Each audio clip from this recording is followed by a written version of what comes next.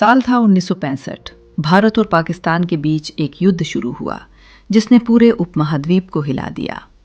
पाकिस्तान ने यह मान लिया था कि 1962 की हार के बाद भारत सैन्य रूप से कमजोर है।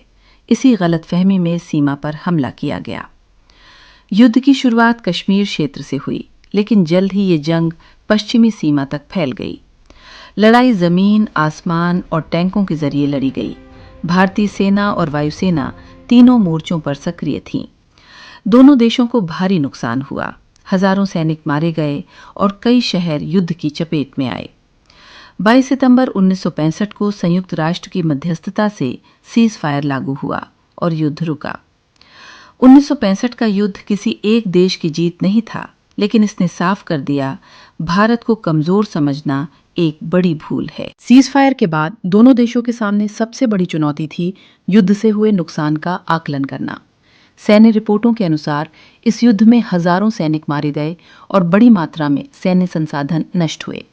हालांकि सीमाएं युद्ध पूर्व स्थिति में लौट आईं, लेकिन दोनों देशों ने अपनी सैन्य रणनीतियों पर दोबारा विचार शुरू किया।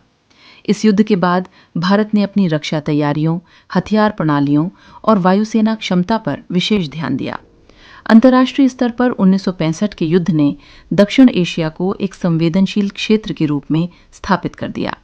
इतिहासकारों के अनुसार 1965 का युद्ध केवल एक सैन्य संघर्ष नहीं था, बल्कि वो घटना थी जिसने आने वाले दशकों की भारत पाकिस्तान नीतियों को आकार दिया। सीज फायर के बाद भारत और पाकिस्तान के बीच तनाव पूरी तरह समाप्त नहीं हुआ।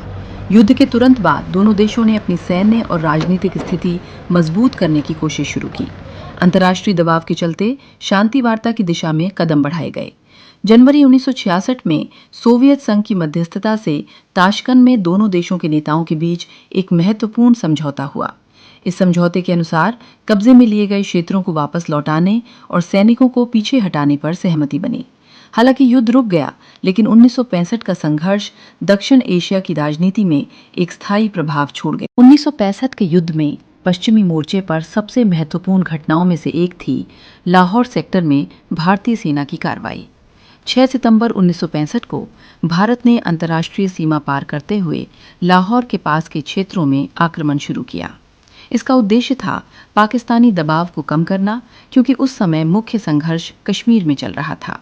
भारतीय सेना लाहौर शहर के बाहरी इलाकों तक पहुंची, जिससे पाकिस्तान को अपनी सेना का बड़ा हिस्सा उस मोर्चे पर स्थानांतरित करना पड़ा।